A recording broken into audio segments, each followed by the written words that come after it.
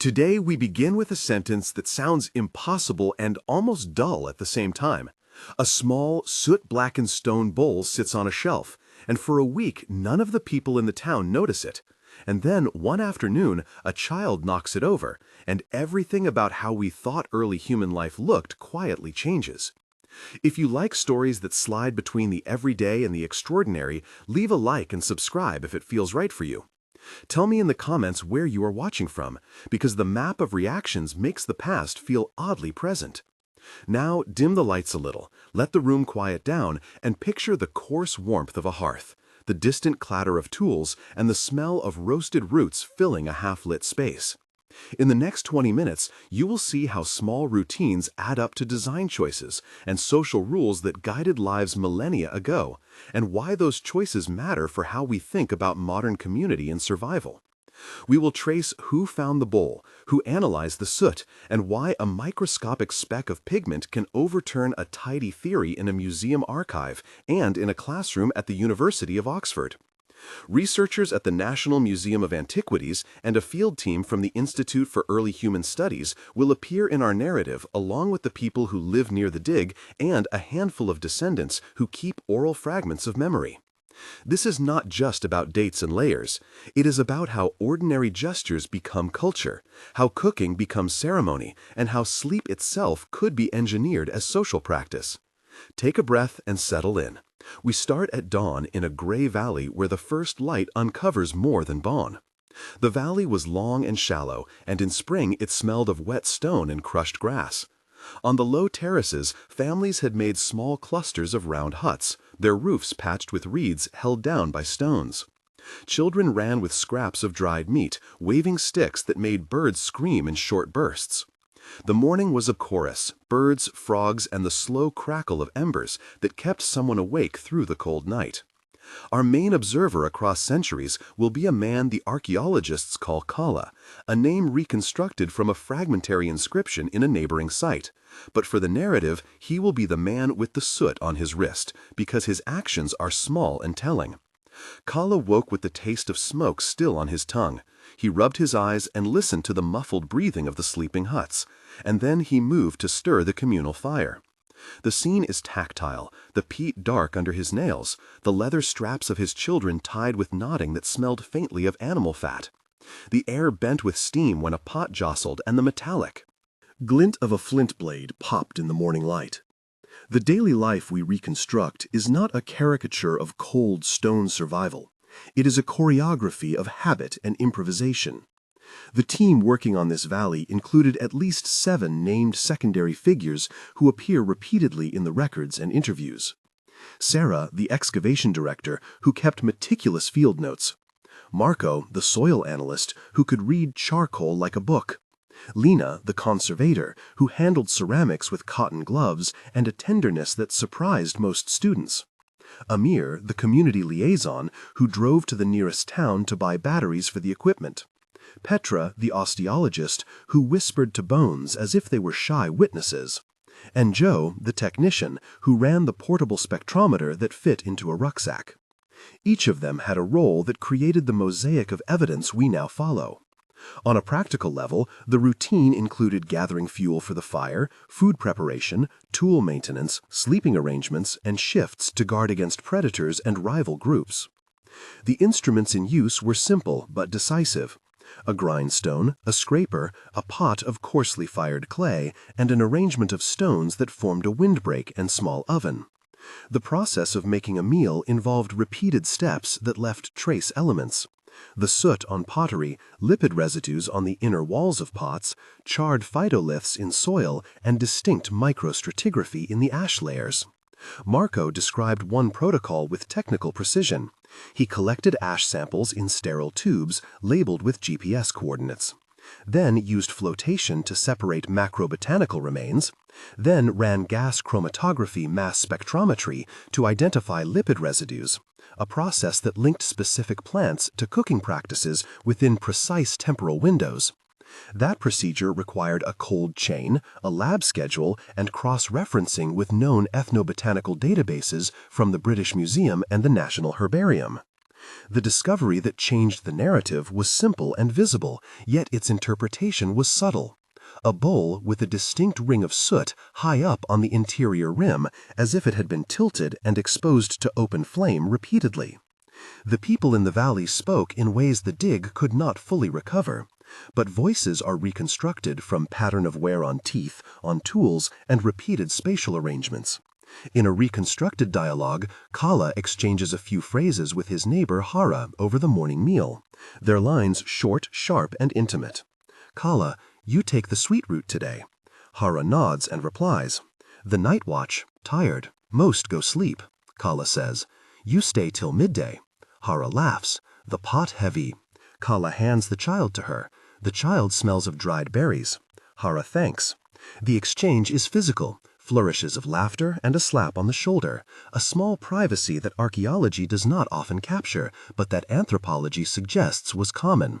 That scene includes at least 5 sensory notes.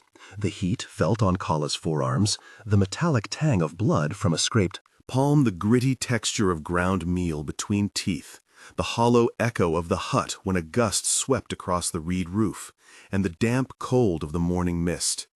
In the team's modern dialogue across a muddy site office at the edge of the trench, there was at least one longer conversation with 8 to 10 exchanges that would shape their interpretation. Sarah leaned over the trench and gestured to the bowl, so small and unassuming. Marco, what do you think that soot pattern means? Marco, it is high up, as if the pot was tilted. Sarah, could it be for roasting seeds? Marco, maybe, but the residue suggests oils. Lena, did you record the pigment under the rim? Lena, yes, but it is fragile. Amir, will the community accept the samples being taken? Amir, they want to be consulted. Petra, are there signs of repeated use on the teeth? Petra, yes, heavy enamel wear suggests abrasive ground food. Joe, can we run a portable spectroscopy now? Joe, I can, but we will need extraction and a lab sample first. Sarah, then we photograph twice and document everything. Marco, then I will take measurements and run chromatography back at the field lab. Sarah, nods, do it, but coordinate with Amir. Sarah, will speak to the elders and ask for permission. Amir, nods, and adds, we must explain the process and give them a copy of the report. Marco warns, contamination is easy. Marco, do it in sterile containers. Joe, I will label them and update the logbook. Lena, please handle the ceramic with padded gloves and list any visible residues. That exchange is procedural and human. It shows the friction between scientific urgency, community concerns, and the delicate objects themselves. The sequence of decisions here created a pause long enough for an older woman from a nearby settlement to arrive and tell a story. A bowl like that once used in a ceremonial sleep rite. A memory the team had not expected, and one that would push their interpretations in a different direction. At first, the emphasis was on diet and tool use, because those are the variables archaeology tends to measure. But the social life of sleep emerged as a persistent pattern.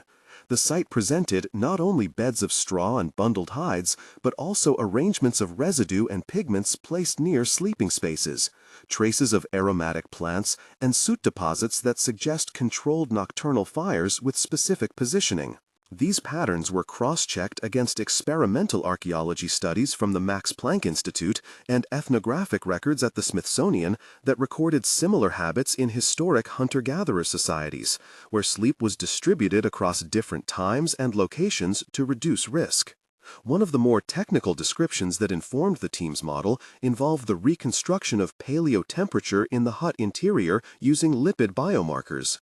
In the lab, the procedure required extracting organic residues from soil samples through solvent extraction, concentrating them via rotary evaporation, and analyzing them on a gas chromatography mass spectrometer to identify temperature-correlated compound profiles, a method calibrated against modern experimental burns and published in the Journal of Archaeological Science.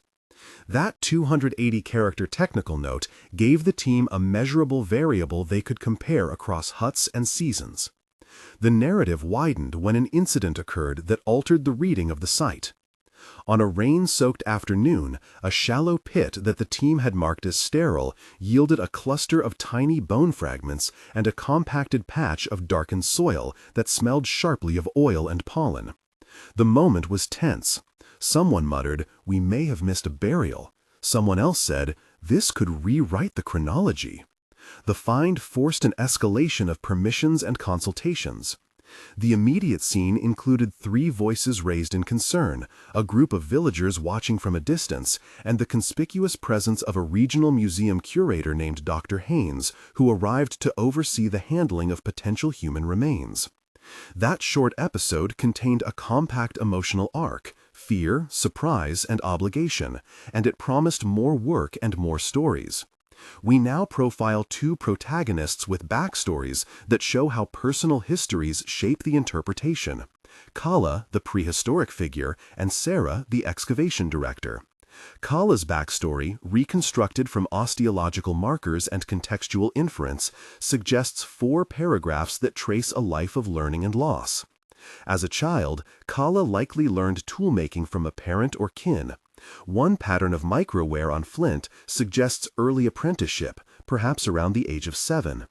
He practiced striking blades under supervision, and his teeth show enamel patterns consistent with regular consumption of gritty plant matter, suggesting a diet heavy in ground seeds.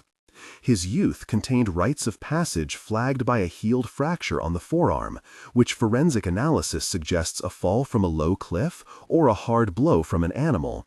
A wound that required care and that likely changed his role in the community, giving him more domestic responsibilities. Later, his adult life shows evidence of a sustained role near the communal hearth, a position inferred from repeated soot staining on bones and specific muscle attachment markers on the arms, consistent with stirring heavy pots and lifting cooking stones. The osteological record shows trauma in his later years, including a healed rib fracture and early arthritic changes that match a life of repetitive motion. Throughout these markers, the story emerges of a person whose craft and caretaking were essential to his group's resilience, and whose small rituals of waking and feeding anchored a social structure. This backstory runs close to 900 characters and is meant to give Kala a human contour beyond the artifacts he leaves behind. Sarah, the excavation director, carries a modern backstory of equal length and human texture. Born in a port city, she grew up with salt in her hair and books in her lap. Her undergraduate years at the University of Cambridge focused on prehistoric technology and field seasons in Iberia. Taught her excavation technique and the ethics of community engagement. A formative event came when she was 23 during a salvage dig near a dam where a miscommunication had led to the loss of contextual data, a failure that still visited her in dreams and informed a near-obsessive cataloging practice. She later completed a doctorate at the University of Chicago, where she developed a method to integrate microstratigraphic ash analysis with ethnographic analogs, a technique now referenced in papers from the Royal Anthropological Institute. She remembers a mentor, Dr. Alvarez, who taught her how narratives and data can contradict each other, and yet both be true in different ways. Sarah carries personal loss, a father who died when she was 19, a memory that made her protective of younger team members and particularly attentive to community relations. This backstory is meant to be about 900 characters and explains why she will argue for a cautious, respectful approach when the ritual interpretation begins to look plausible. Scenes of tension recur in the project, and we will present 3 of them with the deliberate length and breathing room the DNA demands. The first moment occurs the night after the older woman tells a story about ceremonial sleep around the soot rim bowl. The team sits in the field tent, the rain a flat drum, and the conversation sharp. For a few minutes, everyone retreats into their doubts. Dr. Haynes questions the veracity of oral memory. Sarah insists that memory is data. Marco demands lab proof. The woman outside remembers a night when the sky bled light and people did not dare snore because sound could attract spirits. The tension sits at the intersection of respect and skepticism, with a quiet ache because decisions about sampling could be seen as expropriation. This moment of moral clash requires a choice, and both technical protocol and human diplomacy become necessary. It runs long enough to let uncertainty breathe and to show that scientific prudence can be an act of empathy. The second moment of tension arrives when Joe, the technician, opens a tube in the field lab and finds a contaminant not of the valley, but of a modern industrial lubricant that suggests contamination from earlier construction work in the area. The discovery threatens to nullify months of careful sampling. Voices spike as blame circulates, decisions about repeating tests, and the timetable is thrown into question. Team members lose a day of sleep arguing about chain of custody. Petra suggests resampling the area, but the rainy season will close the trenches for weeks. The tension is procedural, but it is also intimate because months of labor hang on the reliability of chain of care. Resolution will require patient repetition and new permissions, which the community will have to approve. This moment emphasizes that archaeology is not a closed lab experiment. It is entangled in weather, politics, and human schedules.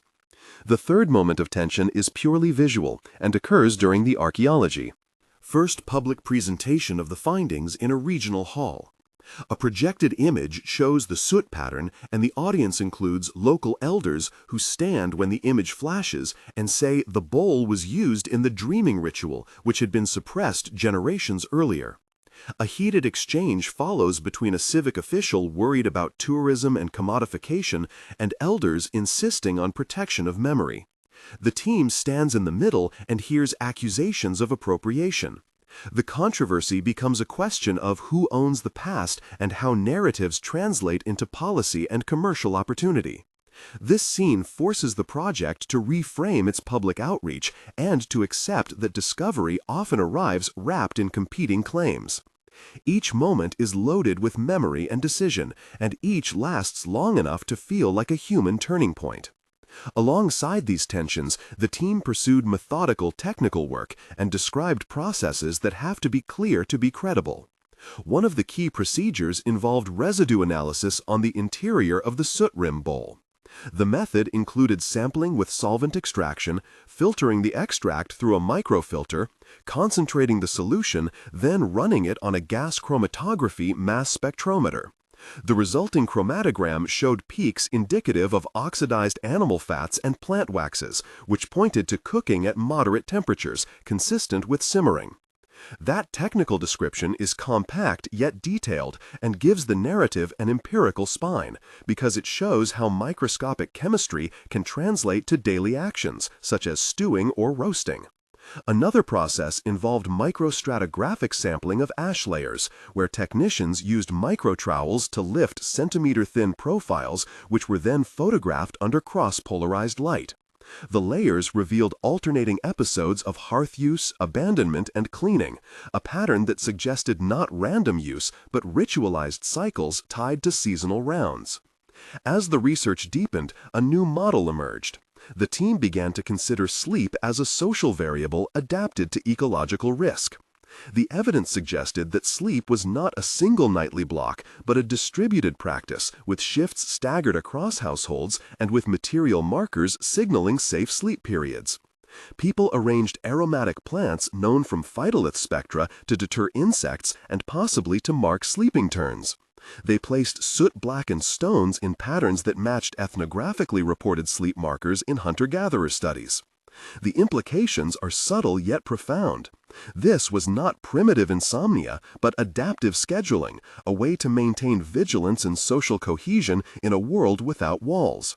The idea reframed how we think about prehistoric nightlife, and it had immediate ramifications for museums and educators who had long displayed prehistoric life as a sequence of day activities followed by an assumed sleep. The climax of the study came when a controlled experiment reconstructed a night in Kala's hut. Using the same fuel and reconstructed pot forms, the experimental archaeologists replicated hearth placement and sleeping arrangements. They recorded temperature gradients and smoke circulation using sensors hidden in bundles of straw and measured particulate deposition. On ceramic rims. The recreated night ended with a tableau of soot patterns identical to those on the bowl and sleeping shifts, mirrored the staggered awakenings described in oral histories. The room where the experiment was staged smelled of smoke, warm leather, and wet earth. The experiment had sound design with quiet bursts of owl calls and a gust that rattled the reed roof. When the final data set matched the archaeological residues, the team felt a mixture of relief and awe. The match suggested that the bowl was part of a nightly practice of partial waking and shared vigilance, and that the soot ring recorded not accidental contact with flame, but a routine tilt used to check embers as one slept lightly. Consequences and debate spilled into public life. Local media framed the find as a charming curiosity, while academic journals examined the methodological novelty. The discovery raised ethical questions about display and ritual ownership. The elders insisted that bowls associated with sleep rites should not be displayed without consent, and the museum adapted its policies, offering repatriation and collaborative curation options in partnership with the Regional Council and the National Museum. Internationally, the research sparked debates about how archaeology reads intangible practices from material remains, and whether laboratory certainty can override living memory. There were accusations in some quarters of romanticizing primitive life, and in others, a praise for adding nuance to narratives that had painted prehistoric people either as noble savages or brutish survivors. The conversation extended to universities and think tanks and led to at least 2 symposium talks at the Institute for Early Human Studies and a published forum in the Journal of Anthropological Archaeology. Through the process, at least 8 named secondary characters kept returning to the text: Sarah, Marco, Lena, Amer, Petra, Joe, Dr. Haynes, and Dr. Alvarez. Each offered distinct perspectives. Sarah advocated for slow, collaborative release of findings. Marco insisted on replication. Lena worried about conservation ethics. Amer managed community expectations. Petra interpreted biological clues. Joe handled instruments. Dr. Haynes served as institutional overseer, and Dr. Alvarez provided comparative theoretical framing. Their interactions humanized the project and showed how science is a network of people with different values and vocabularies. Along the way, the team drew on vocabulary and institutions often used in this field. They referenced excavation and excavation techniques. They spoke of manuseo, of ceramics and of pigments and of forensics when discussing bone trauma. They consulted archives and museum files and used words like fossil, pigment, levantment, and immunidade when translating complex ideas to local audiences. The integration of technical terminology with accessible explanation carried credibility while keeping the narrative humane. Before the final move to public presentation, the team staged community workshops to discuss display options and to co-author the narrative that would accompany any exhibition. They recorded oral histories, transcribed them, archived them at the municipal library, and gave copies to the elders. The public exhibit, when it opened at the Regional Museum, presented the bowl not as an isolated aesthetic object, but as part of a tableau that included recorded soundscapes, replicas of sleeping bundles, and a video of the experimental reconstruction. The caption focused on practices and asked visitors to consider how sleep organizes modern life in ways we rarely notice. The museum included a statement about provenance, chain of custody, and permission, a procedural note that emphasized transparency and respect and that included contact information for community oversight. The apologue traces 3 moments in time, 1 month, 3 months, and 6 months after the discovery, and totals about 2,200 words spread across 3 time points. 1 month after the public presentation, the field team returned to the valley to recheck a series of samples and to perform community workshops. The atmosphere had shifted from curiosity to cautious pride. The elders had started a small oral archiving project with Amir as liaison, and several families opened their huts to researchers who recorded stories about waking songs and night watches. School children visited the site and touched replicas under supervision, and the museum reported a 50% increase in visitor numbers for its prehistoric gallery. Dr. Haynes published a short notice in a regional journal, and Sarah drafted a community co-authored article describing the team's protocols. There were administrative headaches about permits and insurance, but also moments of quiet satisfaction when a young trainee named Rosa told Sarah she wanted to study archaeology because the bowl made the past feel like people, not stones. The 1-month window allowed immediate adjustments. The museum updated signage, and the team began a plan for a traveling exhibit that would include community-led panels. 3 months in, the debate had matured into policy conversations at the Regional Cultural Council. The museum and the council negotiated a co-management plan that included community representation on future exhibition decisions and a joint fund to support local educators. The research team published preliminary data in an open-access repository and made raw chromatograms and stratigraphic logs available to interested scholars and to the public at the municipal library. That transparency diffused some criticism but raised new questions about intellectual property and data sovereignty. Academic peers replicated parts of the lipid analysis at the University of Leiden and the Institute for Early Human Studies, and results were consistent, though nuanced differences emerged in calibration because of local fuel variation. Community members organized a small festival celebrating night practices, with singing, food, and a silent hour when everyone lit small lamps and moved quietly in the dark, a performance that both honored memory and invited conversation. The 3-month mark showed institutional learning, how museums, universities, and local communities could share authority, and how scientific claims could be balanced with living tradition. 6 months after the bowl was first noticed, the project had grown into a multi-partner collaborative network. Funding had been secured from a National Heritage Grant and from a philanthropic foundation that supported ethical fieldwork. The team completed a more comprehensive monograph that integrated lab data, ethnography, and oral histories, and an open panel convened at the National Museum addressed questions of display, consent, and collaborative curation. Communities around the valley launched a modest tourism initiative with guidelines to protect sites and to ensure that profits funded local schools and conservation work. In academia, the find influenced syllabus design in several universities, prompting courses to include modules on nocturnal sociality and the ethics of displaying ritual objects. The bowl itself remained in the custody of the museum, but under a stewardship agreement that required community approval for loans and for interpretive text. The long-term legacy was less about a dramatic rewriting of prehistoric diets and more about insisting that routine acts of living, like waking, cooking, and sleeping, leave traces that deserve respectful reading. The 6-month period confirmed that research can shift public practices and policy when handled transparently and with attention to power. Throughout this narrative, we return to a series of images that hold the story together. Soot on a rim, the heat of embers, a child knocking a bowl, the quiet argument in a field tent, and the slow, rhythmic pulse of sleep as practice. The conclusion recapitulates those images and offers a short synthesis, then a subtle call to action. The soot-blackened bowl returned to a climate-controlled case, but it did not become an isolated relic. It traveled in conversations and in a small traveling exhibition that aimed to explain, not to extract. The technical tests confirmed that the residue contained both plant waxes and animal lipids, pointing to mixed diets and to cooking practices that required tendon vigilance. Socially, the find prompted debates about display, ownership, and pedagogy, and led to co-management policies that may become models elsewhere. 1 month, 3 months, and 6 months later, change had occurred in community practice, museum policy, and academic attention. If you are surprised by any part of this story, you are not alone, and your reaction matters.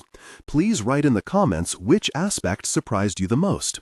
Start your comment with "surprise," so we can see who read this far. If you found value in the combination of careful science and human story, consider subscribing to follow future investigations and reports. As we close, imagine again the warm smear of smoke on Kala's wrist, the small tilt of a bowl toward embers, and the murmur of a village that cared for its sleepers. The past is not a silent museum. It is a room where people cooked, worried, laughed, and slept, and where the smallest routine could carry the weight of meaning.